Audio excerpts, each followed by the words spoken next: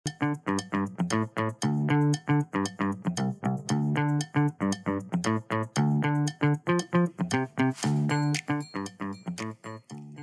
байцгаана уу? Та бүхнийхээ амрыг ярин мэдчилж байна. Шинжлэх ухааны гайхамшиг нэвтрүүлэг эхэлж байна. За өнөөдөр бол дуу хөгжим ба математик гэдэг сэдвээр ярилцах юм байна. Студид компьютерийн шинжлэх ухаанч Хас Жолгов хөтлөгч орно хоёр ажиллаж байна.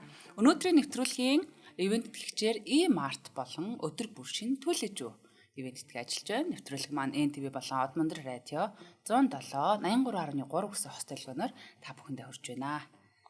За өдрийн мэнд төргий. Өдрийн мэндэ. Ямар янзын сэдв орж ирэх гээд байна. Тийм, гайхалтай сэдв. Энэ бол үнэхээр гайхалтай сэдв. За ер нь бол бид нар нэг математик, физикэл тэнгууд нөө толгой эргээл хэдэн тоонууд нь харагдаал зүгээр ингээд нойр нь хүрээл тэгэл эхэлдэг. Тэгэл эсрэг талд нь бол ихэнхдээ бид нар бол нөгөө нэг дүрслэх урлаг гэдэг чинь ер нь урлагийн юмнуудыг эсрэг талд нь авчих гэдэг тийм. Гэтэл үнэн хэрэгтэй. Одоо энэ дүрслэх урлагчсаа одоо өнгөний онол гэдэг ч юм уу. За альсгүл нь гэрэл сүдэр геометр энэ төргээд ер нь шинжлэх ухаан математиктай бол аюул их холбоотой байдаг л да. Дүрслэх урлаг өөрөө.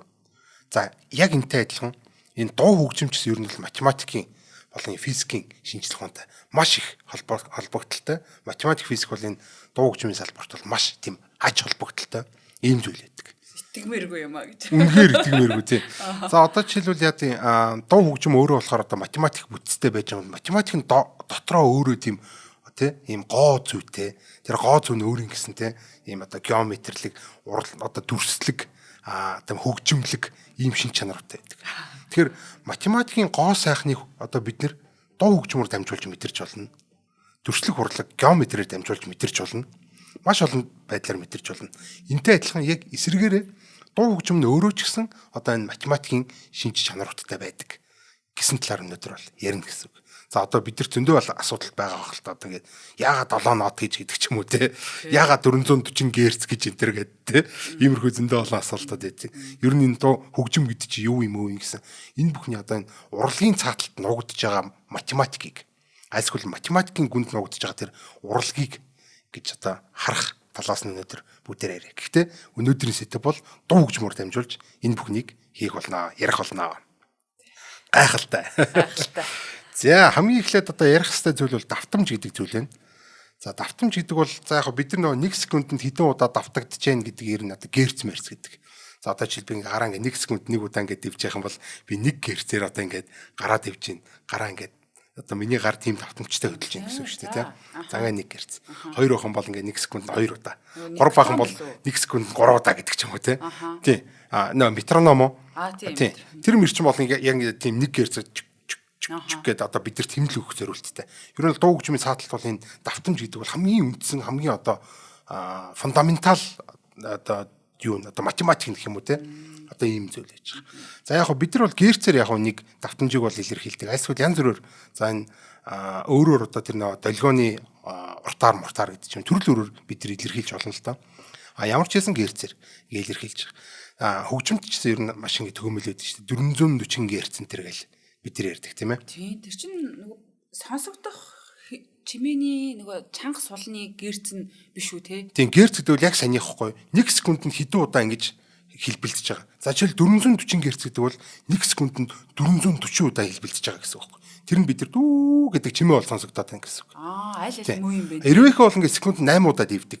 Тэгэхээр одоо талавч нь 8 герцийн давтамжтайгаар ингэж дэвж ийн гэсэн үг байхгүй. Тэгэхээр 8 герцийн давтамж бол бидний чихэнд сонсогдохгүй. Бидний чихэнд юу сонсогддог вэ гэхээр 20 герцээс эхлээ сонсогддог. Одоо ингээ секунд нь 20 удаа ингээ ямар нэг юм хэлбэлдэж байгаа бол тэр бидний чихэнд сонсогдож эхэлнэ гэсэн. Тэгээд хамгийн дээд нь 20 мянган герцийг бидний чих сонсч чадна. 20 мянган герц. За тэгэхээр 20-оос 20 мянган герцийг бол хүний чих сонсдог байх нэ. За энэс бага ухан бол бид нар инфрасаунд буюу намайва гэдэг. Инээс их бахан бол ультрасаунд буюу нөө хит авиа гэлдэг шүү дээ. Хит авиагаар бид нар ингээд гидс гүзээг нөө гидсэн дотор хөөхт мөхтийг харж хагаад тэр чинь авиа чимээ гаргаад байгаа. Гэхдээ тэр нь бид нар сонсогддгүй шүү дээ. Тэр нь бидний нөө 20 мянган герцээс чинь дээш болцсон тийм давтамж гаргаж байгаа болохоор бидний чихэнд сонсогдохгүй байна гэсэн. Наа чи ямар сонио. Одоо юм нөгөө нэг 20 секундэд 20 удаа ингээ 20 гэрц гэдэг нь гиндэ штэ. Тий. Тэгвэл би одоо хэдэн гэрцээр ярьж байгаа. Би нөгөө секундэд нөгөө ингээд байгаа юм байхгүй байгаа болохоор. Тий, яг бид нар бол нэг одоо дуу хөгжимшгэ гэх юм бол нэг одоо хэдэн 100 гэрцээр ярьж байгаа гэсэн. А энэс чанга болоод одоо энэс илүү олон ингээд давтагдаад ирэх юм бол бидний чихэнд одоо ингэж илүү өндөр дуугаар сонсогддог. За жишээлбэл шумуул 500 удаа дивж байгаа. Секундэд 500 удаа дивж байгаа. Тэр нь бидэрт яаж сонсогддог гэдэг ингэ сонсогдсон шүү дээ, тий. Тэр чинь одоо 500 гэрцээр. Одоо бид нар шумуултай адилхан одоо дуурах юм бол бидний хоолоо дээр 500 гэрцийг л гаргаж ирнэ гэсэн үг байхгүй юу? Давтамж дууны чангас бол хоёр нэг юм байна, тий. Үгүй. Тэр нь бас өөр. Одоо жишээл би гараа ингээд 1 секундэд 1 удаа дивж болж байгаа үз. А гэтээ би гараа бас ингээд 1 секундэд 1 удаа дивж болж байгаа. Энд чинь ингээд хүчин нөхгүй. Нэг өснөө би гэж хашгирах альсгүй гэд яг адилхан давтамжтай гэхдээ сул байж болно гэсэн. За энэ цааш ингээд тодорхой бол. За ямар ч үсэн давтамж гэдэг бол маш чухал зүйл. Энэ дээр нэг зүйл физик талаас нь ойлгох хэрэгтэй. Давтамж гэсэн юм бол энерги гэсэн. Энерги гэсээр бидний одоо чихэнд яаж сонсогддог тэр илүү өндөр дуутай юм шиг санагддаг. Одоо пич гэж нэрлэдэг те илүү өндөр өнгөтэй юм шиг гэдэг одоо баг гэдэг юм бол их давтамжтай байгаа тань гэсэн үг. Бид нар бол давтамжийн шууд тоолж чадахгүй шүү дээ. Энд чинь секундэд хэдэн 100 удаа ингээд савлаадах чинь сонсч чадахгүй. Гэхдээ савлаад байгаа юм энэ. Тий. Одоо хоолон дотор чи ингээл нөгөө юунууд чинь одоо энэ юу гэдүүлээ. Vocal cords юм гэж нэрээ. Тий. Энэ чи ингээл төвхний тэр чи ингээл юу яж байгаа шин ингээд хэдэн 100 удаа ингэж байгаа. Тий, ташаад байгаа юм шиг тий. Тэгээ маш урд ингээд хашиж байгаа юм шиг. Гэхдээ энэ ингээд өндөр сонсогдож байгаа бол энэ бол өндөр гэрцэн байна гэж ойлгочих хэрэгтэй гэсэн. За энэ бол их чухал. За энэний дараа ярих зүйл нь савлуур гэдэг зүйл. Савлуур одоо дүүжин мүжин гэдээ бид ярьдаг шүү дээ. За энэ хүүхдийн савлуурчсан гэж савлж байгаа. За ингээл дүүжин мүжин физик дээр ингээл бид нар дүүжин мүжин гэж үздэг те. Хэд удаа савлж яа яаж нэг. За энэ дүүжингийн нэг онцлог байдаг. Далаачаасаа үл шалтгаалаад ерөөсөө ингээд далаач идэж одоо ийм ихээр дад савлуул найсгүй жоохон савлуулна хамаа авахгүй яг нэгэн төрлийн давтамж үүсгдэг. Гэхдээ энэ давтамж нь одоо жишээлбэл давтамж гэдсэн шүү дээ секундэд хэдэн удаа ингээд савлах бай гэдэг. Энэ болохоор би нэг урт юм уу альсгүй жин юм уу альсгүй татахгүй чинь энэ гурван зүйлээс шалтгаалаад энэ нэг юм давтамж үүсгдэг. За жишээлбэл 1 секундын давтамж гэдэг 1 герцийн давтамж байх юм бол 1 герцээгаал давтамжийг үүсгэх. Би хичнээн өндөр дээрээс ингээд тавьсан чинь яг 1 герцээрээ л давтагдана гэсэн.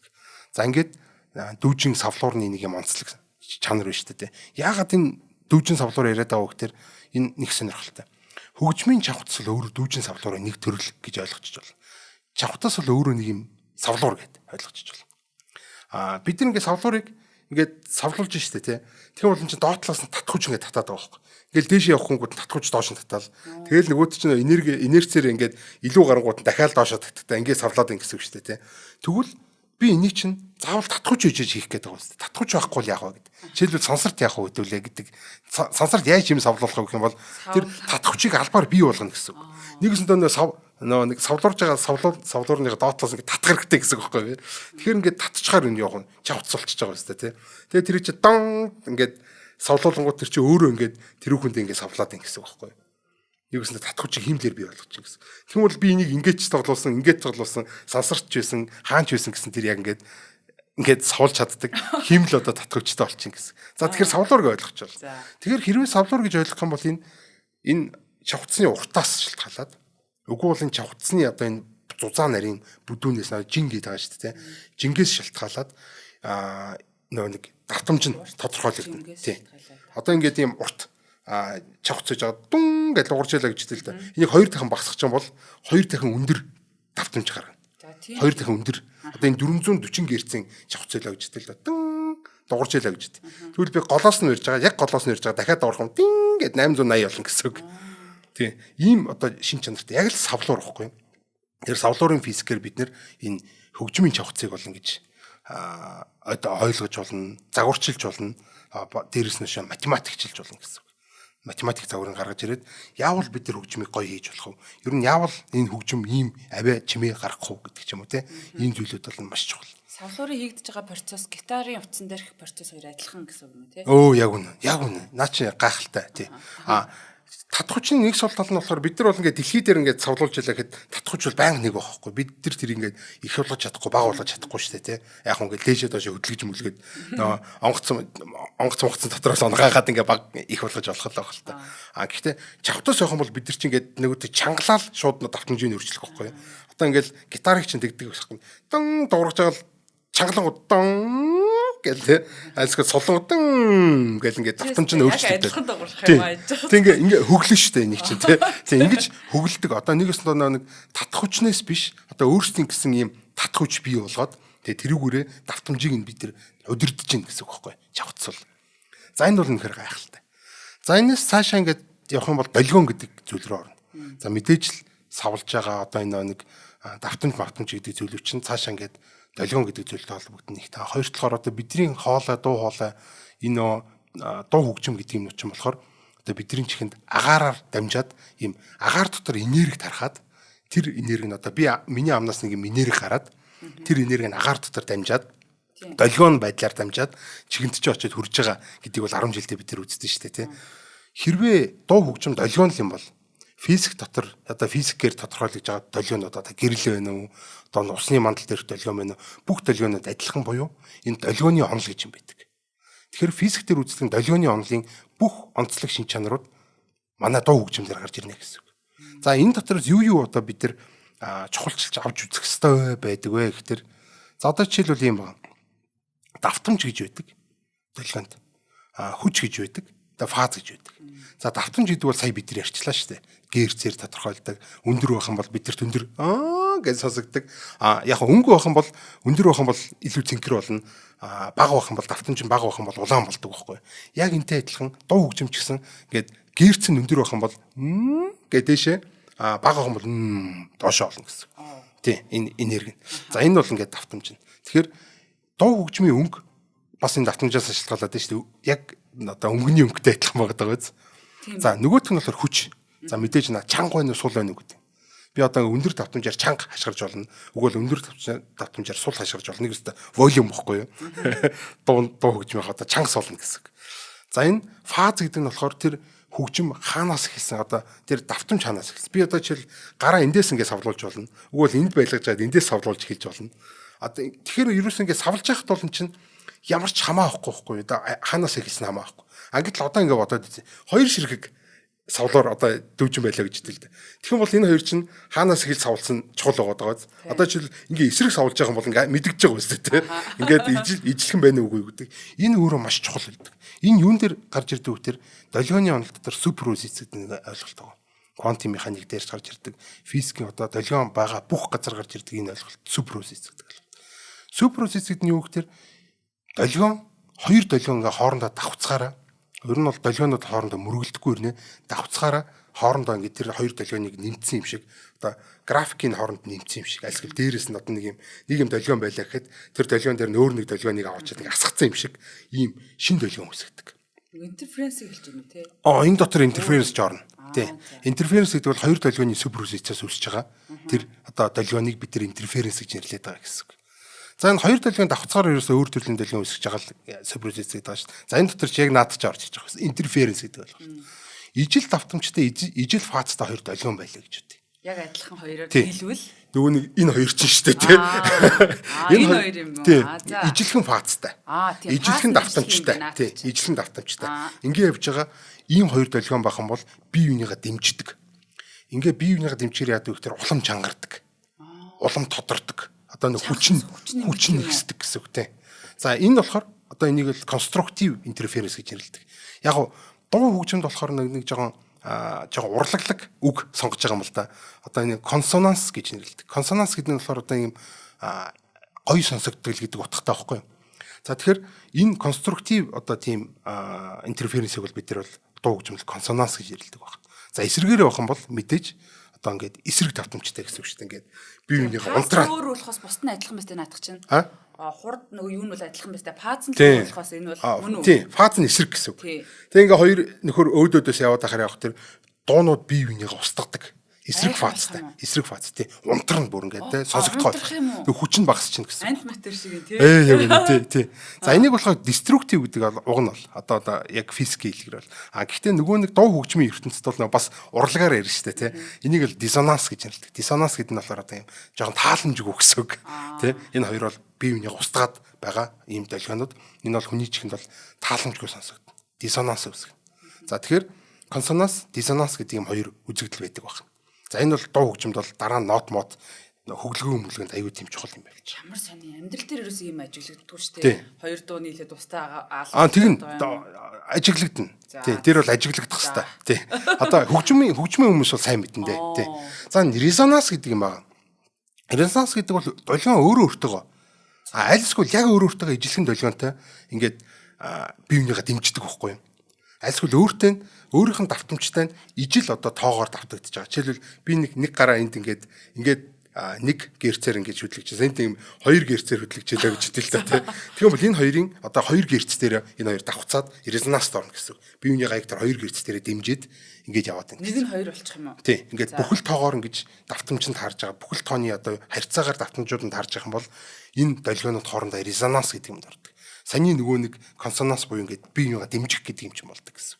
Эсрэгээр резонансын бус байх юм бол унтарч гэнэ гэсэн. Би тэр гитар дээр одоо нэг юм хоёр тийм диссонанс ордог хоёр хөгжим ингээд тоглоод байгаа бол тэд нар ингээд дороо унтраад альсгүй юм ачаачин дуугаргаад тийм онц гоё дуугарахгүй гэсэн. Муухай сонсогдно гэсэн үг шүү дээ. Энэ яруу найраг дээр хүртэл консонанс диссонанс гэж байт юм билээ. Одоо ингээд те нөө шүлгэний төгсгөлүүд ингээ хоорондоо хэр одоо авцалтаатай сонсогч чинь авцалтаатай юм консонанс гэдэг одоо авцалтайг бол диссонанс гэдэг. Урлагийн л хүний тархинд яаж тэр мэдрэгж байгаа борхоор шиг байгаад байна гэсэн үг шүү дээ те. За нэг иймэрхүү юм байна. За хоёулаа жоохон байжгаад энэ метрономын тухай ярий. Метроном дээр амар тийм сонирхолтой юм байж байгаа. За нэвтрүүлгийнхаа авийн чиг танилцуулъя. Тэгэхээр хоёул алийг эхлэх үү? Ийм артаа эхлэх үү? Түлээж өрөө эхлэх үү? За энэ ийм артынхын нэрээ айгүй гоё тоглоом оруулж ирж байгаа юм билээ. За эндээс зүгээр ингээд жишээ болгоод энд зөндөө олон гоё тоглоом байж байна л да. За энэ нэг ийм тоглоом байна. Энэ хүүхдийн одоо ингээд ер нь жоохон хүүхдэд зориулсан тоглоом. Тоо ерөнхийдөө дүнгэж сурж байгаа. Айлсгүй ер нь заавал жоохон хүүхд гэлтгүй бид нар өөрсдөө ч тоглож болох юм байл л дээ. Энэ айгүй тийм интерактив хөөрхөн тоглоом байсан. За энэ тоглоом яадаг вэхээр ингээд юу хийж байгаа? Ингээд тоонууд байж байгаа. Ингээд ийм тоонууд байж байгаа. За энийг би дараалалаар нь дарах хэрэгтэй. 1 гээд 2. За 2 нь хаана? Энд 2 дээ. Тэгээ 3 нь тэгээд энэ 4 нь ингээд 5 гээд ингээд аль болохоор энэ дээр ингээд цаг гэнэ. Одоо ингээд эхлүүлчихгүй цаг хүүгээл. Тэгэл ингээд батарейгаар ажилтдаг. Тэгэл буруу дарснууд нь улаан, зөв дарснууд нь ногоон болоод тэгэл энэ дээр өөрийнхөө рекорд хийвдэн гэсэн. За ингээд би тээжилж ч магадгүй шүү дээ. Тэгвэл ингэ аваад тэнгуүтээ өөр зөндөө олон юм юмнууд байж байгаа. Левел 1 2 3 тий. Одоо энэ левел бол дуусахгүй юм бил айгүй олон хараа. Ийм олон энэ өдөр шиг ийм олон юм байгаа байхгүй юу? Тэг ийм олон юмнуудаас их сайн төвлөрөх юм байна тий. Тий. Одоо энэ жишээлбэл ингээд цөөхөн ингээд юмнууд байж байгаа. Тоонууд байж байгаа. За энэ дээрээс бол одоо ингээд хийнгүүтлийн чинь мэдэр чинь одоо энэ нэг хар юмнуудаараа ингээд мэдэр хэдийн тоог хийж байгаа юм мэдрээд хоп дарангууд цаг эхлээл тэгэл 1 2 3 4 зүг ингээд явангууд ингээд рекорд тогтоо тэдэн одтай үнэлгээ явчихдаг. Нэг ийм тоглоом. Савын харъя да энэ хэдэн нас гэж байна. Манай хүүхдүүдийн тоглож байгаа тоглоом бол ер нь бас их чухал. Одоо ийм яг гоё одоо шинжлэх ухааны танин мэдгүй юм одоо микроскоп гэдэг юм одоо жишээлбэл тооны машин шиг энэ тоомоо сурдаг юм уу ийм тоглоомоор тоглож одоо өссөн хүүхдүүд бол сургууль соёлд орохдоо ч гэсэн тий нэг арай хайрцангуй ингээд туршлагатай болчихж байгаа байхгүй. Тэгээ энэ бол хүүхдийг одоо нэг за тоогийн сурагч чинь за аль хэдийн тоогоо сурцсан одоо мань мэтэн ч гэсэн одоо энэ дэр нөө авхаалт самбаачлах чадвар бол ингээд өсгөн шүү дээ. Нэгin тоогоо 2-ын тоогоо за энийгээ солиол тавьчин. За энэ 3 харьцаг 3 левел 4-ийнх гэж байна. За энд болохоор одоо юу гэж байна? 2 гэж байна. Зөвхөн одоо сондгоо тоонууд нь байна гэдэг ч юм уу. Энэ бас левел 3 байна. Левел 8 байна гэдэг те. Левел 8-д бүр ингээд 20 хэд хүртэл юм байна ч 24 бүр хүртэл юм уу. Одоо энэ чинь те 5 25 ламаар 25 хүртэл юм байна. За нэг иймэрхүү юм байж байна. За энэ бол айгүй 5 нас гэж байна. Нэмэх 5 насаа те. Бүр жижигхэн болохоор өөрөх нөгөө нэг 5-аас жоохон болохоор тоогоо тоолж чадахгүй болно гэж одоо баймааргүй. Наадад ч юм бол жоохон хүмүүс бол тоглох юм. Ямар амаргүй хийж гэнэ гэлтэй нэш. Тий. За энэ нэг иймэрхүү юм байж байгаа. Ингээд номтойгоо үйж гэн ийм хөрхөө. Тэгээд зөвхөн хүүхдүүд нь биш ингээ эцэг их нэр чинь тоглож болохоор дуу гарна, гэрэл гарна. Тэгээд ийм entertaining айгүй хөөрх юм байж байгаа байхгүй. Хүүхдтэйгээ цуг ингээд уралдаа тоглох нь шүү дээ. Одоо ингээд хүүхд чинь айгүй л хүүхдүүд биднийг ялан та. Авахалж самбаа юу сайн байгаа ч хурд өгч тий. Самбаачлах чадвар сайтай болохоор биднээс хамаагүй урд явчих жоо. Тэгээд тоонуудаа олно гэдэг ч юм. Ийм гайхалтай юм хөөргөн тоглоом байна. За өшөө дээрэс нь өшөө ийм юунуудыг оруулж ирж байгаа юм байна. Энэ буруу оруулсан. За энэ jigsaw puzzle. Jigsaw puzzle одоо монголоор одоо ямар puzzle гэх юм. Jigsaw puzzle гэдэгтэй тий. За энэ хардаа Clinton keys байж байна. За ингээд мянган ширхэгтэй. За энэ мэдээж одоо бүр нэг жоохон энийг нь аваад амаргуу хийчихэр хүүхдүүдтэй бол мэдээж тоглож болохгүй шүү дээ. Энэ бол хүүхд гэлтгүй юм чи одоо гэр бүлэрээ тоглож болохоор ийм гайхалтай тоглоом. Гэр бүлэрээ тоглоод бүр жаазлаад тий халуун бүлэрээ тоглосон жаазлаад авчих гоё юм биш. Зүгээр нэг юм Clinton keys-ийн зургийг аваад хан дээр үлгэх. Завгүй бол ингээ гэр бүлэрээ те орой болгоо ажилласаа ирээд гэр бүлтэйгээ хамт цагийг сайхан өнгөрөөгөөд те бас дээрэс нь хүүхдийн бас ингээ оюун ухааны хөгжүүлэхэд аягүй их тустай байт юм байл энэ бол. За нэгт бол одоо те яг санийх шиг тоо хайж болдог шиг гэж нэг хайх. За дээрэс нь өөрөө одоо ингээ те төлөвлөгөө тааруулах maaруулах гэд асуудлыг шийдэх чадваруудыг дээрэс нь багаар ажиллах чадвар мадар гэдэг ч юм уу те суух чадвар мадар маш олон чадварыг ингэж хөгжүүлдэг. Нэг ард гарна те. Яг үнэ те. Тэгэд анхаарал төвлөрөж байгаа тэрийг юм хийж чадлаа гэдэг тийм гоё ялтын мэдрэмж өгнө шүү. Харин тийм. За энд ингээ бас гоё юм байж чинь. Зүгээр ингээд эвлүүлчихэд тэгээ хан дээр үлгцэн. Тэгээ тэрийг ингээ харах болгонд хамт байсан турсамжууд нь сэтэрнэ. За тэгээ мянган одоо ширхэгтэй юм чинь бас тий овоо юм болно тий.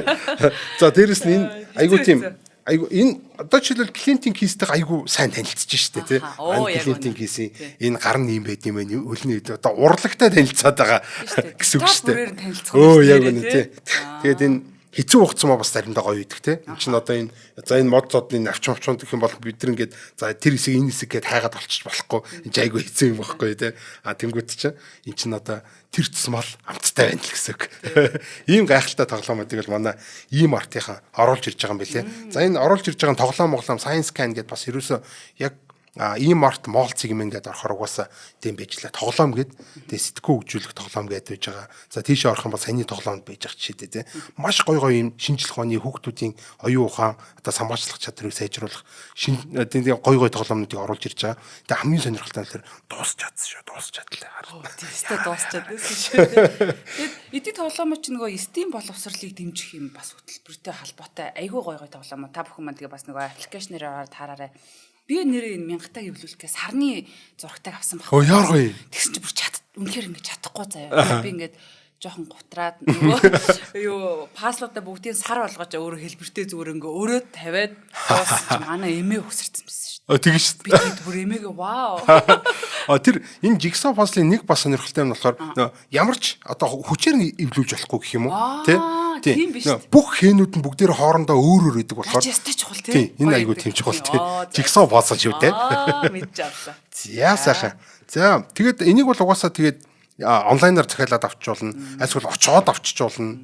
Альсгүй одоо ингээ аппликейшн энэ төр байлээ. Аппликейшн татаж аваад ингээд одоо онлайнаар ингээд захиалаад авчижуулна гэсэн үг шүү дээ, тий. Зарим тоглоомнууд нь зарим юмнууд нь бол бүр ингээд орон даяар хөргөлттэй байт юм байлээ. Энд чинь бүр гайхалтай тий. Энэ артыг хөргөлт бол бүр гайхалтай шүү дээ. Тэгээ цаг магаар заагаад авчдаг. Гэхдээ миний хувьд бол яг одоо арай жоохон бага үнийн дүнтэй юм уу хоол хүнсээ болвол одоо захиалгаар аваад яг үзэж харж бүрэн бүтэн шалах юм бол өөрөө очиж авчдаг. Саний энэ хүүхдийн энэ тоглоом бол энийг нэрээ чимээгүй л тий. Сонсон нэгэндээ битгий дуулгаараа хүн хүнд битгий хийлээрээ нуугаад хурдхан аваарай гэхгүй бол энэ айгүй урднууд одоо хүүхдийн баяр болж байгаа шүү дээ. Тийм шүү дээ. За баярлалаа. За метрономын тухай ярина. Түрүүн чи хоёулаа юун метроном нэг юм чиг гэдэг юм чинь метроном гэдэг байгаа шүү дээ. За метрономууд болон за альсгүй л одоо юунууд гэж яддаг бас камертон гэж яддаг. Хөгөлдөг юм сэрээ шиг юм дон гэдэг дуурдаг. За тэр камертонууд хоорондоо яадаг вэ гэхээр ингэдэг. За 440 герцийн би нэг камертон энд байлаа гэж үтээ. За энэ дахиад нэг 440 герцийн камертон байна. За энийг дуурангууд энэ дуурайд эхэлдэг. Нэгэсэндээ эннийхээ чимээнд нь тий одоо ингээ резонанст ороод тий ингээ дуурайд эхэлж байгаа гэсэн. Энийг би барингууд чимээг болно шүү дээ тий. Тэгвэл энэ ингээ дуурсан хэвээрээ үлдчихэж. Тийм мэдрэмт хийх юм уу? Тий. Ингээ хоёр зэрэгцүүлэлт тавьж байгаа л дан энийг дуургаж байгаа л барингууд энэ гэд үргэлжлүүлээ аваад болчих жоох. Тэгээ би Нөгөөтгийг тавиад энийг нь барингууд энэ үргэлжлүүлээ ингээд дуургасан юм. Нэгээс нэгээд бие биендээ энерги дамжуулаад байгаа юм шиг. Наач ямар гоё юм тий. Энэ бол үнэхээр гайхалтай. За тэгвэл ингэж байгаа. Бас резонанс гэдэг одоо юун дээр гарч ирдэг вэ гэхээр одоо саяны нэг консонанс гэдэг шиг эвтэйхэн сонсогддог юм. Энэ 440 222 байх юм бол бас хоорондоо резонанстай орно. Ингээ бүхэл тоонуудаар таардаг. Одоо жишээлбэл 440-ийг би 2 удаа өржүүлэхэд 880 болно шүү дээ, тий. Тэгвэл 880-таа бас одоо камертон байх юм бол бас аавна. 3 дахин байх юм бол 4 дахин байх юм бол гэдэг ч юм уу, тий. Ийм бүхэл тоонуудын харьцаатаар таардаг бүх одоо зүйлүүд хоорондоо резонанс ордог. Тэгэл бүхэл тоон холдоол тоон ихсэл айлсгүй юм харьцаа нь ингээд ийм илүү рационал биш, иррационал болоод эхлэх юм бол бие бинийгаа ерөөсөө ингэж дэмждэггүй гэсэн. Айлсгүй өөрийнхөө зөвхөн одоо тухайн гарч байгаа дуунаас өөрийнхөө одоо тэр давтамжийг ингээ ялгаж аваад тэрийг ингээд хөдөлгөөд идэг гэсэн. Хөдөлдөг. Одоо энийг бол резонанс л гэдэг юм л та. Одоо нэгэсэндээ 660 байлаа гэж бодоход энэ чинь 440-өөс болохоор өөрийнхөө тэр юуг л аавна. Одоо нэг өөртөө тохирсон өөртөө бүхлээр таарж байгаа тэр толгойнуудыг нь аваад бусдыг нь хийчдэг гэсэн. Тэр толгойн түүж авах юм уу тий? Түүж авч ийн гэсэн. Яг үнэ түүж авах гэж хэлсэн байгаа тий. Яг нэг эсийн төлбөрч байшин таарна гэдэг чинь тий. Авахыгаа л авч шүү. Тий, яг үнэ тий. Тэгэхээр ерөөсөө энэ бүхэл тоонуудаар таардаг давтамжууд хоорондоо резонанст ороод бие бинийгаа дэмжиж одоо нөгөө нэг хүмүүс чинь хоорондоо ингээд дуудуугаа авалцсан гэдэг шүү дээ тий. Нэг үхрийн ивэр дөргиж байгаа юм шиг нэг 440 герц дөргөхөд л бүх 440 герц 220 герц 880 герц бүгдээрээ дөргөнө гэсэн үг байхгүй. Одоо герт одоо ингээд баахан камертон тавьсан байвал баларх юм шүү дээ. Бүх дуудуугаа аваад ирсэн. Яг үнэ тий. За энэ бол дараа нэг хөгжмийн онолыг одоо яг хөгжим яаж ажилтдаг вэ гэдгийг тайлбарлаж байгаа. Айгуу тийм чухал зүйл болохоор нэг тайлбарлчлаа. За нэг иймэрхүү юм байж байгаа. За энэний дараа болохоор яг одоо жинхэнэ одоо саяны миний хэлсэн хөгжим яаж ажилтдаг вэ гэдэг. Овертон гэдэг асуудал байдаг. За энэний тухай ярив. За ер нь бол ямар ч хөгжмийн зэвсэг за гитар байна уу? Альсгүй одоо тэр төгөлдөр хор байна уу? Бөмбөр байна уу? Ийм лимб байна уу? Тэр чинь заавал чавцс мавцтай биш те. Бүгд дотроо энэ резонанс буюу бүгд дотроо энэ долгионы онолоор л ажиллаж байдаг. За тэгсэн чинь одоо бид нар синусоид долгион гэж одоо би гараа ингэж яхад бол эн чинь нэгэн төрлийн синусоид буюу одоо гармоник хэлбэлцэл гэж нэрлэдэг байгаа нэг төрлийн л долгион гаргаж байгаа би бол ингээд. Гэтэл хөгжим бол ерөөсөө тэгдэггүй. Маш олон төрлийн долгионуудыг нэгэн зэрэг гаргадаг. За жишээлбэл тий. За би гитар урьж агаад A гэдэг одоо кордыг буюу одоо ля гэдэг нотыг даръя гэж бодлоо. Дан дагуурхад яг ингээ би хүрээ хургалтч гэдэг юм уу альсгүй нэг тиймэрхүү юмнуудаар ингээд яг ямар давтамжууд энэ дотор байна вэ гэдгийг анализ хийгээд харъя л да. За худалчинд бол бага метроном тавьчихна гэсэн үг шүү дээ. Аль аль метрономууд нь дуурж байгаа гэдгийг харах юм бол за 440 өөрөө эхлээд дуурна. За дараа нь одоо ингээд дандаа ингээд бүхэл тоонуудаар таарснууд ингээд дуураад авчдаг. Жишээлбэл камертон тий. Одоо тий камертонууд гэсэн 880 дуурна. За ингээд дээшээ ингээд яваад байна гэсэн. Дандаа 2 төржүүлсэн, 1 төржүүлсэн, 2 төржүүлсэн, 3 төржүүлсэн, 4 төржүүлсэн. Бүх давтамжууд нэгэн зэрэг дуурдаг. Би зөвхөн 440-ийг л дуургаж байгаа шүү дээ. Гэтэл тэрнээс бусад бүхэл тоогоор давхцсан нөө резонанс ордог, консонанс ордог бүх давтамжууд нэгэн зэрэг дуурдаг. Ингэж хөгжим дуурдаг. Хэрвээ бид нэр 440 герцийг дангаараа сонсох юм бол зүгээр л энгийн нэг юм хөгжим биш зүгээр юм угаасаа нэг юм давтамж сигнал шиг сонсогдно. Нэг тийм таата сонсогдохгүй шүү дээ. Гэтэл яг 440 герц гитар дээр дан дарангууд чинь юм гой аялгуулаг сонсогддог байхгүй. Энэ юунаас болж ин тэр хармоник гэдэг нь асуулдаг. Яг сая хэлсэн шүү дээ 440 герц 880 герц хоёр ингээд зэрэг ингээд дуурахаараа чигэнд маш тааламжтай сонсогддог. Зүгээр энгийн нэг юм сигнал шиг биш, ийм гоё сонсогддог гэсэн. Энийг бол одоо бид нар хармоник гэдэг. Гэтэл хөгжим яагаад ингээд юм гэхээр хөгжмний цаатал ийм цар мар ингээ байгаад байгаа ш. За жишээлбэл төгөлдөр хор гэх юм бол нэг юм мангар том цартай байдаг шүү дээ тий. За альсгүй одоо тэр нэ юу лимп мэмч өөрөө дотроо энэ өөрөө лимп чин цар байхгүй тий. Энэ цар яадаг вэ гэхээр тэр тухайн дууг эргүүлж ойлгоод өөрийг нь өөртөө резонанст оруулах байдлаар энэ хөгжмний бусад чавцуудтай ингээ харилцдаг гэсэн.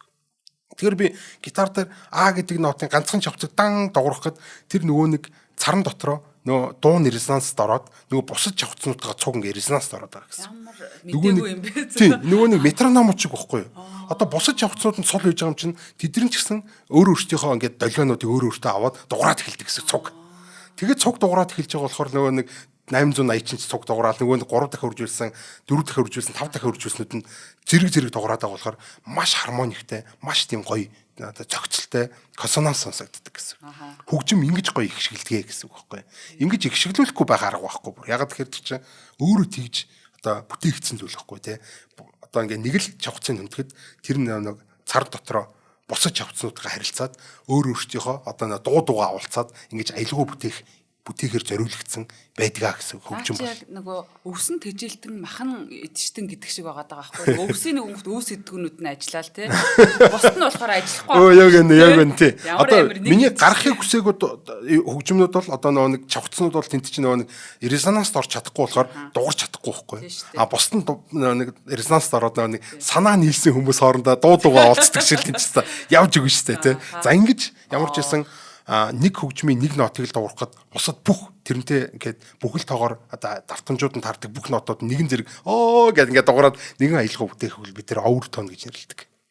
Тэгээ тэрийг дарах болгонд тэд нар дуугаа олцсон. Яг үнэ тий. Ганцхан ширэг одоо бид нар юу лээ манай төгөлдөр хуруу шүү дээ. Төгөлдөр хуруу нэг товч дарахад уг нь бол яг математикаараа ч юм уу яг цэвэр одоо онлоороо ол тий. Тэр чинь нэг л төрлийн давтамж гаргах хэрэгтэй байхгүй. Яг л нэг юм бид нар нэг юм уцаар ярьж байгаа тасалж байгаа дийд гэдэг юм дохио гардаг шүү дээ. Тэр шиг л юм аяг гарах хэрэгтэй байтал юм гоё хөгжим таа гэдэг юм гоё хөгжим гаргадаг байхгүй тий. Тэгэхээр эн чинь нөгөө нэг бүх чавцууд нь хоорондоо хоор хийж гин гэсэн үг байхгүй. Энэ үл үнэхээр гайхалтай. Тий. За энэ бол ингээд хөгжим бол ингэж ажилтдаг байх нэ. За хоёлоо нэг хальт квантчлал гэдэг юм ярьчаа тэгээд цаашаа хамтран ажиллагчаа танилцуулъя. За кванчлал гэхээр аюу сүртэй сонсогдож иж магадгүй. Ер нь их сүртэй зүйл дээ. За чавцас байна. Чавцыг бид нар дан дуурглаа. Гэхдээ голд нь би дахиад нэг цэг авч жагаад дахиад дуургаж болно. Дан дуургаж болно те.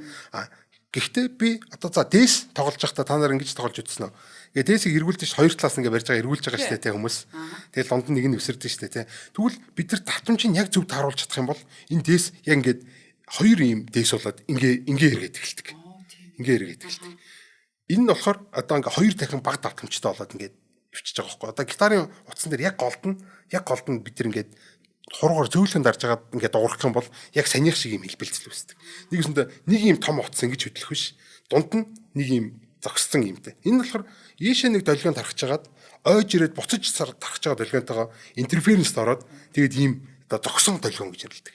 Зогсон долгион энэ чавц дотор оршин байж байна гэж үзэж байгаа. Оршин байж байгаа. Ингээд байж байгаа. Хэрвээ 2-1 гэдэг одоо энэ чинь 2-1 гэдэг харьцаатай байгаа шүү дээ тий. Хоёр хуваацсан байгаа шүү дээ тий. Хэрвээ хоёр хуваацсан биш одоо ингээд бутархайтайгаар хуваацсан байх юм бол энэ чинь ингээд ойж ирснүүд нь буцаж ойж ирж байгаа нут ингээд усталтаас ингээд дороо байхгүй болчихно гэсэн. Яг ийм бүхэл тоогоор таарсан буюу одоо нэгэсэндээ ийм 3 дахин 4 дахин 5 дахин гэдэг ийм дандаа бүхэл тоонуудаар таарснууд ингэж удаан оршин байдаг гэсэн. Ингээд дугаараа байгаад байна гэсэн үг байхгүй. Энэ өөр өөртөө резонанс ороод байна шүү дээ тий. Ийм долгионууд л зөвхөн хоорондоо оршин байдаг болохоор бид нар чавцнуудыг зөвхөн бүхэл тоонуудаар л хуваадаг. Яг энэ шалтгаанаар квантын физик, утасны онол гэдэг юмнууд одоо физикийн аюул нарийн ширээ онолууд болохоор бүгдээр яг ингэж ажилтдаг. Нэг хайрцагт дээр нэг л электрон байна, нөгөө бол хоёр электрон байна, 3 альсгүй нэг атомыг тойроод тэдэн электрон ингэж байрлана гэдэг юмнууд бүгдээр дандаа юм квантчлагдсан буюу дандаа бүхэл тоонуудаар ингэж таардаг гэсэн үг. За тэгээд квантын онол ингээ үүссэн байх нь шүү дээ. Эндээс одоо квантын онол үүссэн. Эндээс хөгжмийн онол үүссэн. Хөгжмийн онол яагаад заавал бүхэлтэй байдаг? Яагаад заавал бүхэл тоонуудаа харьцаа байдаг гэдэг нь болохоор эндээс гарч ирж байгаа байхгүй юу? Энэ долгион ч өөрөө ингэж хоорондоо ингэж резонанст ордог энэ байдал нь болохоор зөвхөн бүхэл тоонууд дээр л гарч ирдэг болохоор энэ квантчлал гэдэг зүйл. Зөвхөн нэг, үг бол 2, үг бол 3, үг бол 4 байна. 1/5 гэж байхгүй. 1/3/2 гэж байхгүй гэдэг ч юм уу те. Ийм нэг сонирхолтой юм байж байгаа. За хоёлаа удахгүй цааш явъя. Пифагорын тухай ярина хоёлаа одоо. Тэг чинь сэжигтэй санагдаж явчлаа шүү. Сэжигтэй, маш сэжигтэй. За нэвтрүүлгийн маань ивент тэтгэжээр өдөр бүр шин гэдэг өдөр болгон шин бүтээгдэхүүн гаргадаг төлөж өгөх маань ивент тэтгэж ажиллаж байна. Тэгэхээр одоо яг ийм нэг 5 тухтай сайхан орчинд тоолж ундлаад гарах их сайхан байдаг те. Одоо надад бол орчин гэдэг үл ер нь бас чухал бас нэг хэсэг байдаг. Тэгээ төлөж өгөх маань нөгөө олон улсад бас олон салбартай одоо 1600-аад салбартай. Тэгээд Америкт одоо жишээ нь 2004 онд одоо салбараа нээж ирсэн байх жишээ. Тэгээд нэг томоохон дэлгүүр хашаагаар ороод гарахтаа бас нэг сайхан амраад гарчхаар нэг кофе уугаад нэг сэргээд те дараагийнхаа одоо рүүтэ руугаа явхад ингээд нэг сэргээ гарчих ийм орчин бол байдаг. Тэгээд эднийд болохоор маш гоё амттай кофе, жигмэг, гурилан бүтээгдэхүүнүүд за ийм зүйл байдаг. Тэгээд түүнээс гадна бас нэг тийм махтай юм идчмар санагдчих үедээ ч гэсэн эндээс авах юм боломж байгаа. Тэгэхээр өнөөдрийн танилцуулж байгаа бүтээгдэхүүн бол энэ бэгэл сэндвич байгаа. Цагаан бадааны гурлаар хийсэн бүтээгдэхүүн байдаг. Тэгээд кренбери чикен бэгэл сэндвич гэдэг байгаа. Тэгэхээр маш юм гоё час хийсэн жортой ийм бүтээгдэхүүн гэсэн. Цангис чимс болон дахианы цээж махан авчрахтай бэгэл сэндвич байдаг. Тэгээ мэдээж нөгөө цагаан бодааны гуралтай учраас танд бас өөр мэдрэмж өгнө. Гоё гаднаа шарчгасан дотроо жоохон зөөлөнтэй. Тэгээд крем чиз гэд бас маш гоё амтлагч энд ордог. Энд нь бол хасаа битэр ухаангууд дуртай тийм. Бу яг диважин шиг юм амттай зөөлөдөг. Тэгээд нэмэх нь одоо оливаар амтлсан ийм бүтээгдэхүүн байгаа. За эсвэл одоо сесам бэгэл сэндвич гэдэг өндөг гахаа махан авчрахтай ийм сэндвич байгаа. За мөн адил одоо нэг крем чиз болон гүнжтийн үрээр амталсан ийм бүтээгдэхүүн. За энэ бүтээгдэхүүн бол зарим бүтээгдэхүүн болохоор бүх салбараараа борлуулагддаг байхгүй юу? Энэ бүтээгдэхүүн бол бүх салбараар борлуулагддаг. Одоо хамгийн бас борлуулалт өндөртэй бүтээгдэхүүн гэж хэлж болно. Холбогдох хүчин дугаар нь 75 75 75 10 гэж байна. Тэгээд Түлээ жууг. Манай түлээ жууг бол их гайхалтай газар л да. Ер нь бол за ингээд болцъё гэсэн ч гэсэн, за альсгүй нэг найзтайгаа ажил ярих гэсэн ч гэсэн, за нэг амрыг гэсэн ч гэсэн, өглөө нэг ажиллаараа дайраад гарыг гэсэн ч гэсэн, ажлаас буцаж явахдаа гэрлөөгөө ороод гарыг гэсэн ч гэсэн. Ер нь бол ингээд тийм. Бүхэл тохиолдолд ингээд те зөгцдөг. Бүхэл тохиолдолд одоо надад хэрэгтэй бүх юм байж идэг. Орчин байж гэн, уух юм нь байж гэн, идэх юм нь байж гэн, юу идмээр вэ тэр чин байж гэн. Жигэртэй гоё десерт идмээр вэ нөө. Альсгүй л одоо тий гоё махтай юм идмээр вэ нөө. Өглөөний цайн дээр юу умаар вэ? Кофе умаар вэ нөө, цай умаар вэ нөө. Тий үнэхээр гайхалтай юм газар байдаг болохоор бол түлээж юугаар одоо бахархдаг. Тэр үнэхээр гайхалтай бидний одоо ер нь бол арчин гэдэг бол амьдрах орчин гэдэг бол хүний амьдралын одоо чанарыг бол өөрийн одоо амьдралд сэтгэл ханах байдлыг бол маш ихээр дэмжиж өгдөг. Одоо энэ түлийн шүүр шиг салбарууд байдгүй байсан бол тий миний амьдрал нэг жоохон баргаар шүү дээ тий. За өглөө би ажил руу очихын өмнө заавал гэртээ нэг юм идэх болох гэдэг шүү дээ тий. Альсгүй гэртээ нэг кофе уух хэрэгтэй болж байна. Хаана уух идэх үү энэ тий бодох ч юм уу тий. Ийм янз бүрийн бодохгүй зүгээр л автоматар түлээж өр ойлгомжтой хасаагүй ингээ байж байгаа. Тэгээд дээрэс нь бүх газараа амт чанар одоо тэр орчин бүх юм адилхан зөвхөн Монгол дотор ш дэлхийд даяар гэдэг байгаа шүү дээ. Үнэхээр гайхалтай. Хастаа гайхалтай. За баярлалаа. За энэ уг нь бол хөгжмийн онлын түүхийг ярих юм бол манай хэрний өмнө 1500 үетэй хамаатай байт юм билээ. Одоо тэр нөгөө нэг шантаг үчиг гэл шавран дээр ингээл шантаг үрчгээр бичсэн байдаг. Маш эртний одоо энэ Шумер, Месопотами юм олдурууд бол олддог. Гэхдээ нэг ганц хоёр олдор олдчиход хөгжимтэй холбоотой юм олдчиход тэгээд дахиад 1000 жилийн турш юуж болдог байдаг. Онлынхын тухай л олдор штэ тий. Онлыг биш тэмдэглэсэн. Тэрнээс бол хөгжмийн зэмсгийн олдор биш. Тий. Манай хэрний нөх 1000 одоо 500 оны үеийн юм явж штэ тий. Оо тийм үү. За. Тэгээд нэг ганц юм олдчиход дахиад 1000 жилийн турш юуж хөгжимтэй холбоотой юм олдохгүй байжгаад тэгээд алдарт Пифагор маань нэмэлсэн байт юм а гэж. За энэ Пифагор болохоор ерөөсөө энэ хөгжмийн ертөнцийн эцэг гэж нэрлэгдэг ер нь бол. Тий. Манай Пифагор ч болно тоо шүтдэг. Одоо мухар сасагтай. Ийм нөхөр шүт одоо бүх зүйл тооноос үтнэ гэдэг те. Дээрээс нь бүх зүйл тоондоо бүхэл тооноос үтнэ гэж үздэг. За бүр те боторхой тоо хүртэл бид нар бүхэл тоогоор илэрхийлж болно гэдэг рационал тоог шүтдэг байх нь шүү дээ. Тэгээ ертөнцийн бүхий л үзэгдлийг рационал тоонуудаар бид нар илэрхийлж болно буюу бүхэл тоонуудын харьцаануудаар илэрхийлж болно гэдэг. Ийм одоо үзэлтэй, итгэл үнэмшилтэй. За тэгээ дээрэс нь одоо энэ нумерологч гэдэг чи одоо тоон зурхайж тоог шүтдэг ийм одоо мухар сэсэгтэй. Тэгээ шашинтай, культтэй, тэгээ хаалттай хідэн нөхдүүдийг дагуулсан байждаг. Шавнар дундаас нэг нь гарч ирэнгүүтээ тий. Хөө нөгөө нэг өөрөө ч нөгөө Пифагорын теорем байж штэ гэдэг. Одоо тэр үедээ Пифагорын теоремч гэдгүүлсэн багтаа энэ тэгш үнцгтийн теоремд дагуу чинь хоёр качт нэг байх юм бол энэ гипнозын язгуурын дор хоёр гарах юм байна. Энэ юусэн юм иррационал тоо байна энэ төр гэсэн чинь манай хүн чинь уурлаа тэрийг алдчихсан штэ. Чи шавыга иррационал тоо гэж байхгүй. Хорвоо дэлхий дээр бүх зүйлийг бид нар рационал тоогоор илэрхийлж болно гэд тэгсэн чинь иррационал ч рационал шийдэг байхгүй. За ингээд ийм нэг нөхөр одоо бас л нөгөө мэдээж хороо ертөнцийн бүх юмыг рационал тоогоор илэрхийлж болно гэж байгаа юм чинь хөгжмийг дуу хөгжмийг хүртэл одоо рационал тоогоор илэрхийлэх гэж оролцсон. Рационал тоо гэдэг бол хоёр бүхэл тоогоор боторхой тоог харьцаа байдлаар нь илэрхийлэх гэж байгаа байхгүй. 2-1, 3-2, 5-4 гэдэг ч юм уу те. Ийм хоёр бүхэл тоогоор ийм боторхой тоог илэрхийлэх аргыг бол бид нар рационал тоо гэдэг. 2 гэдэг чинь өөрөө рационалтай байхгүй гоо нь бол 2-ны 1 гэсэн үг. 5 гэж нь рационалтай 5-ны 1 гэсэн үг. Зүгээр хөвгтөө болгоод байгаа юм шиг санагддаг шүү дээ. Тий, яг нөө бүх тоонуудыг илэрхийлж болж ин гэдэг утгаараа бас нэг рационал тоо мэддэггүй хүн байсан бол тухайн үед бол нэрэл тийштэй гэж бодмоор нэрээ бүх юмыг илэрхийлж болж ин гэдэг. За энэ дархны зах дотор явж байхдаа нэг юм сонирхолтой юм түүх байж байгаа. 2 дархан ингээл алах төшөө ингээл тэгдэг шүү. Тийм тэгдэг шиг. Гэтээ 2 өөр дархан байсан гэж байгаа. Нэг нь юм 2 дахин том алхахтай. Нөгөөт нь 2 дахин жижиг алхахтай юм 2 алхахтай нөхдөд. Гэтээ ингээ яг нэг юмлэр таас гэд ингээд нөгөөдөө явж байгаа. Тэгсэн чинь том алхахны дон гэж дуурж ийн гинэ. Тэгсэн жижиг алхах дин гэд ингээд дуурж байгаа байхгүй. Энэ 2 болохоор ингээ зэрэг дурахтаа ингээд айгүй гоё тийм чихэнд ингээд сонсголтой сонсогдож байна гинэ. За эндээс болохоор манай хин Пифагор бол ингээд анзаарсан байх юм л да. Энэ чихэнд их хөвтэйхэн сонсогдож байна. Зөвхөн одоо ганц алах ингээд дан гэж сонсогдож байгаа. Яг юм 2 ийм өөр одоо харьцаатай буюу яг 2-1 харьцаатай байна шүү дээ тийм. Ийм 2 алах нэгэн зэрэг ингээд дуурахаар айгүй гоё сонсогд юм ийм аялгуулаг сонсогд юм байна гэд эндээс хамгийн анх одоо энэ хөгжмийнхаа онлын үндсийг олж исэн гэж одоо ингэж томог маяг юм байдаг.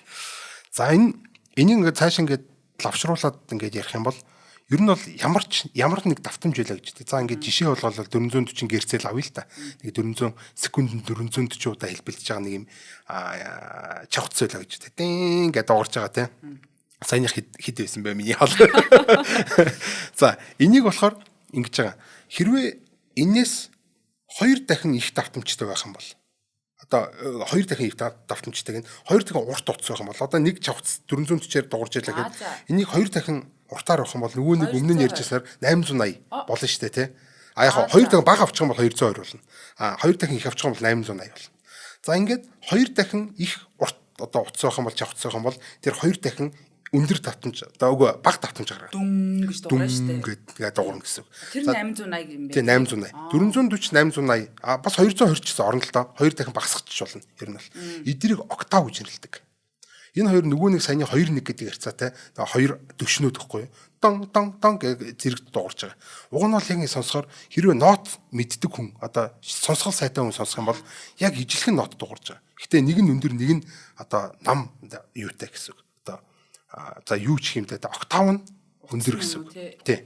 Одоо яг л ингээл 440-ийг дин гэж дуурж хагаад тэр 880-ыг дүн гэж дуурах юм бол энэ хоёрыг яг ижилхэн нотоор дуурж байна гэж үзэж байгаа. За энэ хоёр яг ижилхэн ноцтой яг энэ хоёр хоорондоо бүр төгс юм хармониктай гэж үзэж байгаа. 2-1 харьцаа гэдэг бол хамгийн төгс хармоник гэж үзэж байгаа.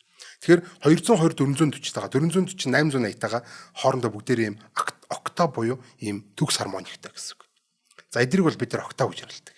За тэгэхээр октав дотор бүх нотууд оршин байна. Яг тэр нотууд бүгдээр доотлын октавтай эсвэл дээдлийн октавтай яг л адилхан оршин байна гэсэн үг. За нэг иймэрхүү зүйл бол ингээд үндс нь явж байгаа. За нэгт ихний үндс. За хоёр дахь нь болохоор төгс тавт гэж юм байдаг. За тавт гэж юм л да. За perfect fifth гэж нэрлэдэг. За өнөөдөр өөрөөсөө 3 дахин их давтамжтай нэг юм байлаа гэж байна.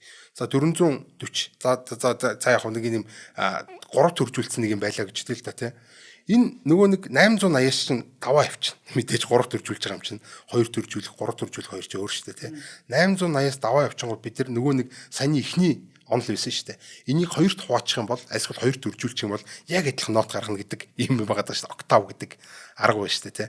Хэрвээ 800 нөгөө нэг бид нар чинь нэг октав дотроо хэдэн нот олох гэсэн чинь нөгөө 3 төржүүлсэн чинь нөгөө октаваас гараа авчиж байгаа байхгүй.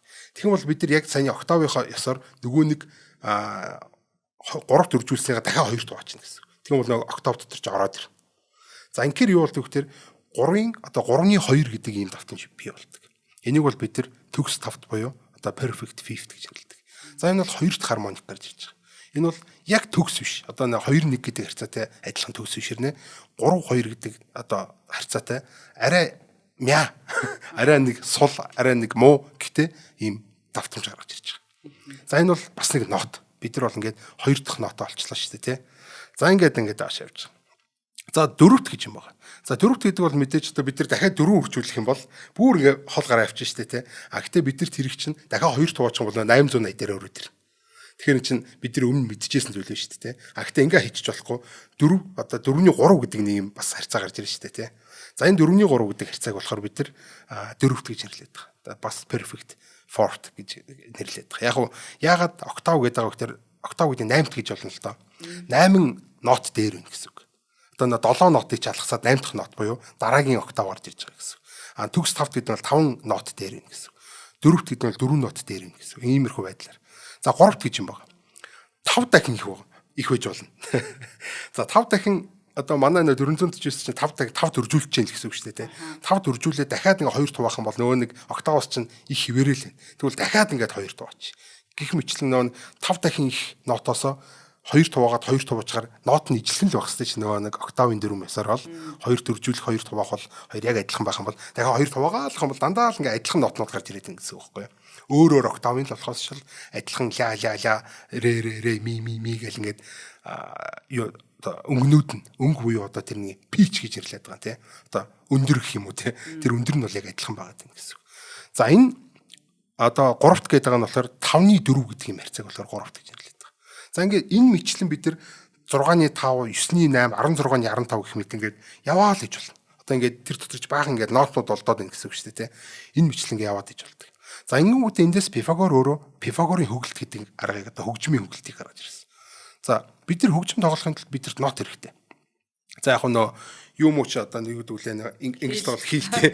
Хийл чинь болохоор ингээд хязгааргүй бол ноттой юм шиг ингээд нэг яг дардаг цэгнүүд байхгүй. Гитар чинь болохоор ингээд яг ингээд нэг цэгүүд дээр дараа явдаг шүү дээ. Хэрвээ гитар байх юм бол та нар ингээ хараарай. Гитарын яг ингээ ладны яг стрингийнхээ голд нь 2-ны 1 дээр нэг байгаа. 3-ны 1 дээр одоо яг саяны нөө 3-ны 2 дээр 4-ний хэд дээр гэдэг ингээ бүгдэн дээр нэг юм ладнууд ээж байгаа байхгүй. Тэгээ тэр болгон дээр нэг нотнууд л ээж байгаа гэсэн. За ингээд Пифагор бол нэг чавхцсан дээр одоо нотнуудыг өрж одоо юу байх гэж оролцсон. Хөгжим хийх гэж оролцсон гэсэн. Энэ бол хөгжмийн хамгийн одоо анхны суур болсон онол нь хөгжмийн хөглөлт гэж нэрлэж байгаа. Пифагорын хөглөлт. За Пифагорын хөглөлт яадаг вэ гэхээр за төгс 5 л гэдэг байгаа шүү дээ. Одоо нөгөө нэг 5-т гэдсэн шүү дээ. 3-ны 2 гэдсэн.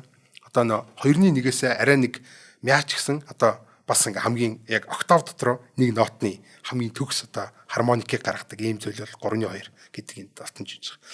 За энийгээ дахиад дээш 3-ны 2-оор авна. За тэнгуүтээ нөгөө октавоос ч илүү гарчингууд дахиад 2 туваачна. За ингээд дахиад нэг нот гараад ирнэ. За тэр нь болохоор 9-ний 8 гэдэг 9-ний 4 гэдэг нот. За тэгээд дахиад тэндээсээ 3-ны 5-аар аваад энэ мөчлийг ингээд юуроос ингээд дээшээ ингээд илүү гарангууд октавоос нь илүү гарангууд 2 туваагаал дахиад илүү гарангууд 2 туваагаал тэгэл 3-ны 2-оо аваад дахиад илүү гарангууд 2 туваагаад иймэрхүү байдлаар ингээд октав дотор ч ингээд юунууд ингээд гарч нэг нотнууд ингээд гараад ирнэ. За янз бүрийн гоё ингээд нотнууд гарч ирж байгаа юм бол та энэ 3-ны 2 за 2-ны 1 чинь октав шүү дээ тий 3-ны 2 9-ний 4 9-ний 8 гэдэг ингээд цааш явж байгаа. За ингээ 16-ны 9 32-ны 27 128-ны 80 256-ны гэдэг дээш явж байгаа зэ. Ямар ч байсан эхний 7 нотыг ингээд бид нар ингээ гаргаад ирэнгүүт яг ингээд нөгөө нэг октав чинь дүүрчдэг гоё ингээд дүүрчнэ. Тэгэхээр энэс цаашаа бид нар явах шаардлагагүйгээр энэ 7 бол ер нь хамгийн одоо үндсэн нотнууд юм байна гэдэг энийг гаргаад ирж байгаа. Пифагор л те. За ингээд нэг октавыг яг саяны бүхэл тоонуудаар ингээд дуг нэгээр нь хуваангууд. Гэхдээ энэ дэр нэг сони гарч байна. Яг саяны ингээд прогресс ингээд давтаа яваад ийлээ л да тий.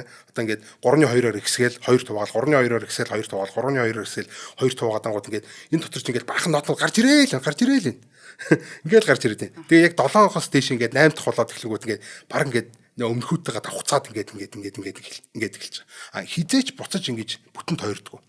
Энийг бүтэн тойруулдаг болох гэж маш олон математикч одоо Пифагороос гадна Галилей, Кеплер, Ньютон, Эйлер бүгдээр үтсэн. Энэ хөгжмийн онолыг төгс болох гэдэг. Аль нь чадаагүй. Энэ бол ер нь өөрөө боломжгүй зүйл. Нэгсэндээ математикаараа энийг баталж болно. Яг энэ аргаар чинь бол ийм төгс хоорондоо давхцдаг. Яг нэг октав дотор яг ижлэхэн тоогоор давхцсангуудаа 7 8 дахь дээр нь өөрөө буцаж ирдэг ийм хуваалт бол байх боломжгүй гэдгийг бол бүр ингээ математикаар баталсан. Тэгэхээр бол ерөөсөө бид нэр дандаа ойролцоол. Тэгэхээр Пифагорын нэг яаж хийсэн бэ гэхээр 6 нот ингэж явж байгаа 7 дахь нотыг зүгээр хамгийн сүүлийнх нь 2-ны 1-ээс доошоо аваад одоо нэг хагас октав доошоо аваад ингээд 7 ноттой болгочих. Ингэнгүүт ингээд ингээ гоё ингээ таарж байгаа байхгүй юу. Одоо ингээ ингээ хоорондоо ижилхэн зайд ноттай ингээ тийм нот таарч байгаа. 7 нот. Эндээс 7 нот гараад ирж байгаа. Гэхдээ зарим нь хоорондоо их зайтай, зарим нь ингээ арай бага зайтай ингээ байгаа байхгүй юу. Тэгэхээр тэр их зайтаануудын голд нь дахиад нэгийг авчмаар ингээ бас ингээ харагдана. Яг энэ прогрессыг цааш нэг өргөжлүүлгүүд нөгөө нэг 32-ны 27, 128-ны 81, 256-ны 243, 729-ны 512 гэдэг ийм ачин ийм одоо бүхэл тооны харьцаанд гарч ирж байгаа. Эдгээр нь яг нөгөө нэг 2 том зайтайнууд чинь голоор ороод бүр яг гоё ингээд харж байгаа байхгүй. Гэтэл зарим нэг анханасаа 7 нот чинь хоорондоо тийм хол зайтай бишүүд ингээ байсан байж таарна шүү дээ. Тэрний завсарт бол ямар нэгэн тийм шинэ нот оруулахгүйгээр ингээ харангууд ингээ нөгөө төгөлдөр хуурын товчноо гараад ирдэг. Яагаад төгөлдөр хуур дээр цагаан товчууд явж байсан хар товчууд ийм шүдэн цоорцсон юм шиг гээд 90 цаг 3 явснаа 1 алгаснаа 2 явснаа 1 2 алгаснаа ингээд 3 дахиад 3 яваад ингээ яваад идэх гэхээр ерөөсөө яг санийх واخгүй юу.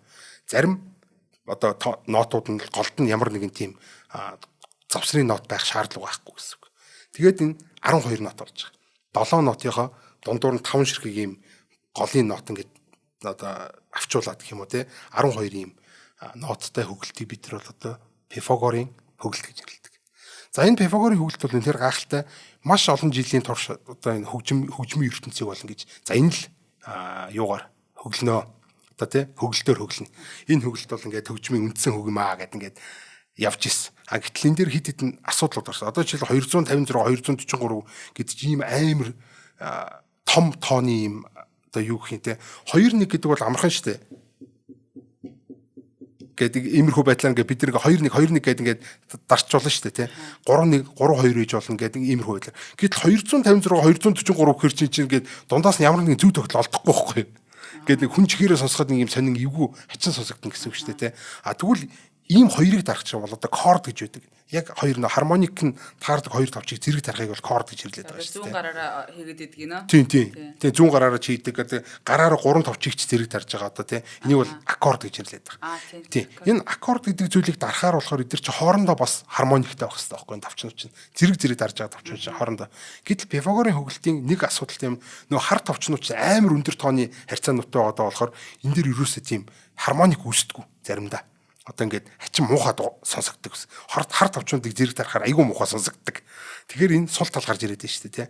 За энийг яаж хийдэх вэ гэдэг нэлээд олон тийм юунууд гарч ирж байгаа. Одоо саналууд гарч ирж байгаа гэх юм уу. За хамгийн ихнийх нь just intonation гэдэг зүгээр л ийм бүгэл тооны харьцаа одоо төгс бүгэл тооны харьцаа гэдэг юм байж. Нөгөө нэг амар том тоонууд биш дээ нөгөө нэг юм боторхой тоог ингээд айгүй ядаргаатай 200 хэд гэл ийм тоонуудаар илэрхийлж байгааг нь хамгийн ойролцоо байгаа нэлийн одоо бүхэл тооны харьцаануудаар ингээд авчдаг. За жишээлбэл яа тийм те 27 16 гэдэг харьцааг болохоор ингээд бүхэлчлээд ингээд нэг жоохон одоо ингээд тооны ингээд юун дээр шугам дээр ингээд барих юм бол нөгөө 200 хэд ч ингээд энд нэг харагдана. Тэгвэл хажууд нь айгүй хөөрхийн 3-ны хэд ч юм уу, альсгүй 5-ны 7 ч юм уу, 9-ны 4 ч юм нэг юм байж байгаа бол тэрийг за энийг нь авчигээд ойрлж залцдаг гэсэн. За энэ just intonation гэдэг аргаар болохоор бид нар саний нөгөө асуудлыг шийдэж байгаа. Нөгөө хар тавчнууд нь хоорондоо хармоникгүй гэдэг асуудлыг. Нэг өсөндөө нөгөө бүхэл тооны харьцаанууд нь хангагддаг байхаар шийдэж шít. Ойролцоо бүхэл тоонуудыг аваад. Гэтээ энэ дэр чонон улаа гэдэг нэг юм хачин, чонон дисонанс гэдэг юм хачин үүсдэг. Тэр нь болохоор бас яг хар тавчнууд дээр л үүсдэг л дээ. Бүх тавчнууд нь хоорондоо тийм төгс юм юутай байж чадахгүй. Зарим том тавчнууд нь л зарим том бүхэл тоогоор харьцаанд таардаг тавчнууд нь л хоорондоо маш гоё хармониктай байгаад идэг хэрнээ. Ингээд томроод альсгүй нөө завсрын болоод ирэхээр ингээд хоорондох резонанс одоо орж өгөхгүй нэг муухай сонсогдоод. Яг гоё дууруулахын тулд яг нөгөө яг л дарахгүй болол. Тэг яг л дарахгүй болол. За тэгвэл энэ асуудлыг бүгдээрингийн шийдэх гэж одоо ер нь орчин үед ашигладаг арга болохоор энэ тэнцүү үглэлт гэж байдаг. Ер нь бол заавал ийм үндсэн том хөгнүүд нь хоорондоо одоо гоё резонанстай гоё юм дисонанс юу гэдүүлээ нэг юм чихэнд аялгуулаг сонсогдож байгаа хооронд бүгдийн тэнцүү хувач гэдэг юм арга байж байгаа. За 12 гэдэг тоог нь аваад үлчиж байгаа юм л та одоо Пифагорынхаа тий 7 хуваагаа дундуур нөө дид нотуудын завсрын нотуудын нэмчингүүд ингээд 12 болж байгаа шүү дээ. Тэгвэл бид нар нэг октава зүгээр 12 тэнцүү хувач гэдэг юм арга. Энийг болохоор тэнцүү үглэлтийн арга гэж нэрлэдэг. За энийг бол бид нар өнөөдөр ашигладаг. Яг хав заавал 12 биш 5-аар ч хөвлөсөн байдаг. Альсгүй 7-оор 19-оор 24-оор альсгүй бид нар дуртай тоогоор хувааж олно л доо. Тэгэхдээ энэний нэг сул тал нь болохоор мэдээж нөгөө нэг 3-ны 2, 4-ний 3 мур гэдэг юм гой төгс юунууд нь байхгүй болчихж байгаа. Ерөнхийдөө бүгдээр ойролцоологч чинь гэсэн үг шүү дээ, тий. Одоо ашигладаг нь шүү дээ. Одоо ашиглаж байгаа хамгийн сүүлийн үеийн шал гарсан нь. За. Гэхдээ нөгөө нэг дээшлэгдсэн манай хар товчнуудын хоорондын хармоник чинь алдагдаацныг нь болохоор бас ингээд багасгаж байгаа байхгүй. Тэд нар арай дээр сонсогддог болоод цагаан товчнууд нь хоорондоо арай мяа сонсогддог болоод нэгэсэндээ ингээд хуваагаад өгч чинь гэсэн. Алдаануудын. Тэгэхээр өнөөдрийн бидний сонсдог энэ хөгжим болон тэнцүү үгэлтээр ихэнхдээ хөлөгдөж байгаа. Энэ хөгжмөд бол хоорондоо яг юм төгс хармоникт хизээч орохгүй. Илүү хэлбарчилсан тэгсэн ирнэ. Одоо арчилсан гэх юм уу? Товч болгоныг одоо алаг үсэхгүйгээр те бүгдэнд нь хуваагаад өгсөн гэсэн үг байхгүй. Тэгэхээр алдаануудаа ч гэсэн адилхан гаргана. Гэтээ хоорондоо бүгдээрээ баг зэрэг алдаатай ч гэсэн бүгдээрээ хоорондоо гоё хармониклогоо төхөн гэсэн үг. Нэг муухай чонон үлээ гарч ирэхгүй гэсэн үг шүү дээ те.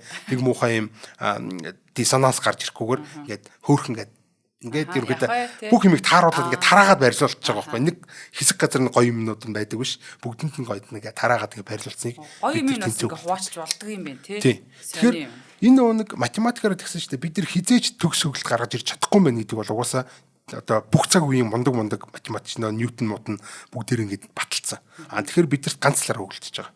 Тэр нь болохоор зүгээр арга юуны л олох тий. Юунд зориулсан бэ гэдгээс болоод за жишээл хамгийн одоо энэ арчилсан хамгийн гоё арга нь бол энэ тэнцүү үгэлтийн арга байдаг байна. Тийм болохоор өнөөдөр бид нар Пифагорын бол ерөөсөө ашиглахгүй энэ тэнцүү үгэлтийг ашиглана. Тэнцүү үгэлтийн нэг сони юм байгаа. Язуурын дор 2 моёр гэдэг ийм амир иррационалтайгаар хатирдаг. Нэг өсөндөө иррационал хөгтөө гэсэн үг. Тэгэхээр иррационал чи яадаг үлээ гэхээр хоорондоо резонанс хизээж орохгүй шүү дээ. Гэтэл бидэрт ингээ баг зэрэг бидний чихээрээ нэг ялгаж барахгүй тийм баг зэрэг юм резонансын бос байдал үүсэж байгаа нь ерөнхийдөө л бидний чихэнд гайгүй сонсогдчихдог болохоор энийг ашиглаад одоо явж байгаа гэсэн. Тэгвэл уг нь бид нэр сонсох хөстөгөөс нөгөө хүртэх хөстөгөө хүртдэггүй юм байна тий. Яг үнэ тий. Хөгжим бол ерөөсөө ийм яг л бидний одон орон шиг дандаа ийм хачин иррационал тоонуудаас бүтсэн юм байдаг болохоор бид нар энийг бол төгсөөр зохион байгуулах хязгаарч боломж байдгүй ийм нэг зүйл байж байна. За ингээд дуусгая та. За тэгээ иррационал тооч нь тэгвэл алтай харьцаа байгаль дээр байдаг гэдэг шиг хөгжим дээр ч гэсэн тэгвэл иррационал нь болж таарсан гэхэлэр их мундаг тоо юм биш үү дээ. Тий одоо явж тийм л болж сарах гэх тийм нэг голхоор те чангадах хэрэгтэй юм гэж байгаа. За манай яг нөгөө нот мот мэддэг хөгжмийн талын сонирхдаг улсууд маань бол бас сайн ойлгосон байх гэж бодож байна. Тэгээд сонирхолтой байлаа. Дуу хөгжмийг би өнөөдрөөс эхэлж математик гэж хардаг бол. За нэвтрүүлгийн маань ивент тэтгчээр ийм арт болон өдөр бүр шин төлөж үгийн хамт олон маань ивент тэтгэ ажиллаа. Нэвтрүүлэг НТV Од Мөндөр радио 107 83.3 гэсэн хос телефоноор та бүхэндээ хүрэлээ. Хамтаас үзэх сонсогчдоо хасаатай их баярлалаа. Баярлалаа.